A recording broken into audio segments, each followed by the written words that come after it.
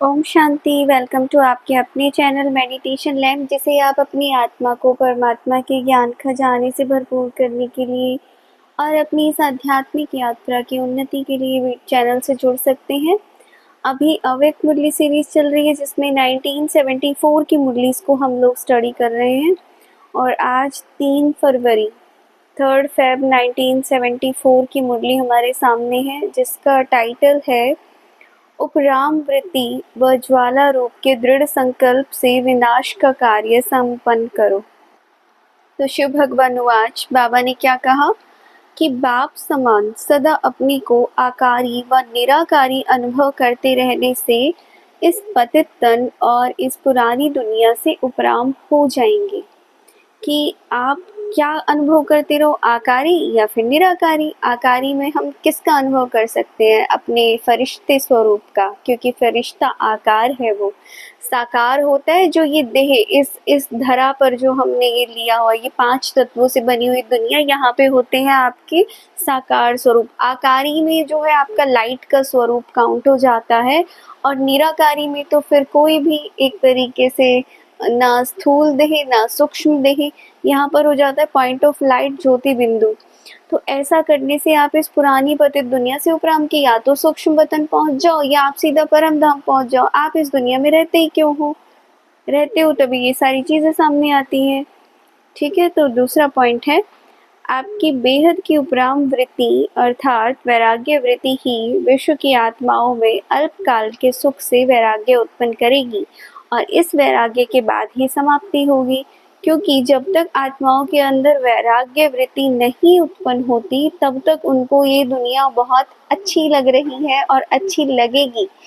और जो चीज़ अच्छी लगती है, अगर उसके अंदर कोई भी उनको डिस्ट्रक्शन दिखाई देता है या चीज़ें नहीं हो रही, यहाँ पर उनको लगेगा कि ये कैसा अन्याय है, ये कैसे ख़त्म हो सकता है। मान लो कि किसी सिटी के अंदर बाढ़ आ जाए, भूकंप आ जाए, तब ऐसे समय पर दुनिया वाली जो आत्मा है, उनके मुख से क्या निकलेगा कि हे प्रभु, इतनी सुंदर दुनिया को तुम क्यों ख़त्म कर रहे हो? कैसे कर सकते हो?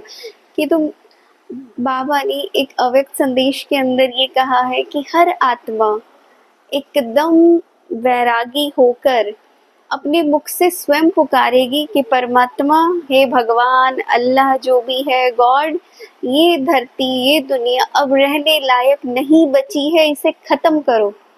हर आत्मा के दिल से ये आवाज निकलेगी, मतलब जो भी बाहर दुनिया में है, जिस तरीके से मतलब ये दुनिया चल रही है, ठीक है, तो वहां पर ये आवाज निकलेगी। और उस समय जब परिवर्तन का कार्य होगा, विनाश का कार्य होगा, तो किसी के मन में क्वेश्चन नहीं होगा।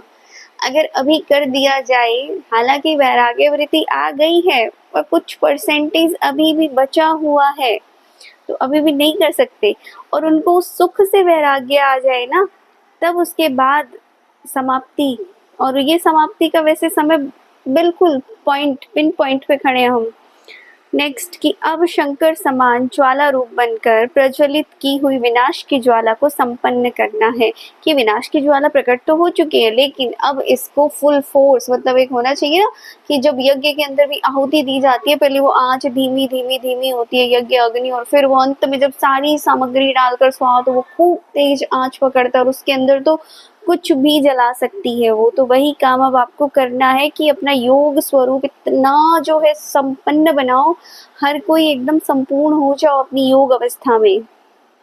नेक्स्ट पॉइंट है कि मुक्ति और जीवन मुक्ति के गेट खोलने की जिम्मेवारी रूहानी बाप के साथ साथ आप बच्चों की भी। तो ऐसा मत समझो कि हमारा काम नहीं है, तो बाप का काम है, और ये तो महारथियों का, जो दादियां हैं, बड़े बड़े भाई बहन, उनका काम है। नहीं, ये सबका काम है। आपको भी ये गेट खोलने हैं, तो क्योंकि जब हर बच्चा कंप्लीट हो जाएगा, उसी के बाद तो चीजें होती हैं, तो अपनी भी जिम्मेवारी समझनी है। अब शिव भगवान वाच अब घर चलने की स्मृति, समय की समीपता प्रमाण तेज होनी चाहिए। अब ये बात, क्योंकि इस संकल्प से ही और इस स्मृति से ही विनाश ज्वाला भड़क उठेगी और सर्व का कल्याण होगा। अगर हमारे अंदर घर चलने की, बार बार घर जाना है, घर जाना है, घर जाना है, तो वो समय की समीपता को आप अट्रैक्ट कर रहे हो, आप उसको खींच रहे हो, उस इवेंट को।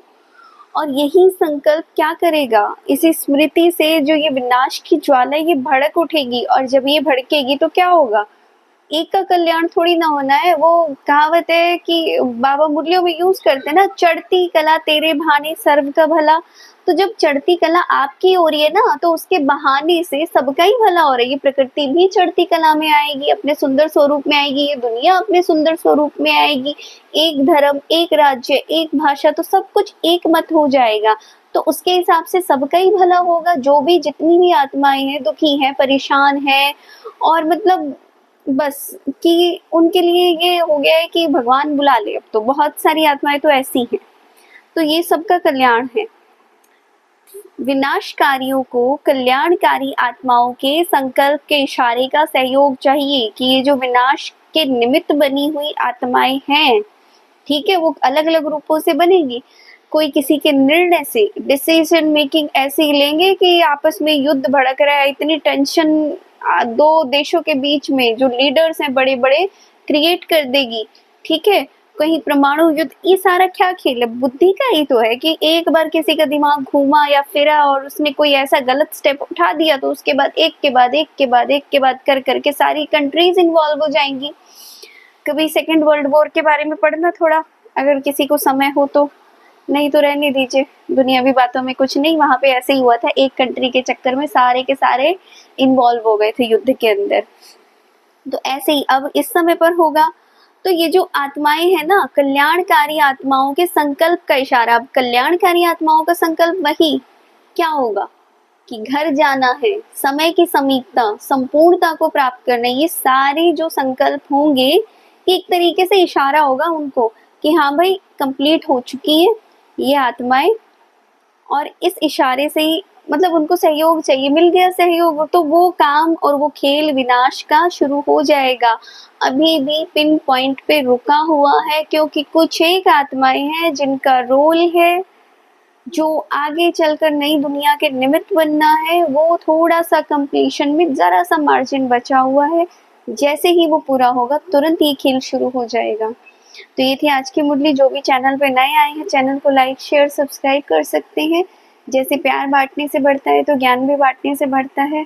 जितना हो सके शेयर कीजिए। मिलते हैं हम लोग नेक्स्ट मुरली में, तब तक के लिए thank you, thank you, thank you so much. ओम शांति।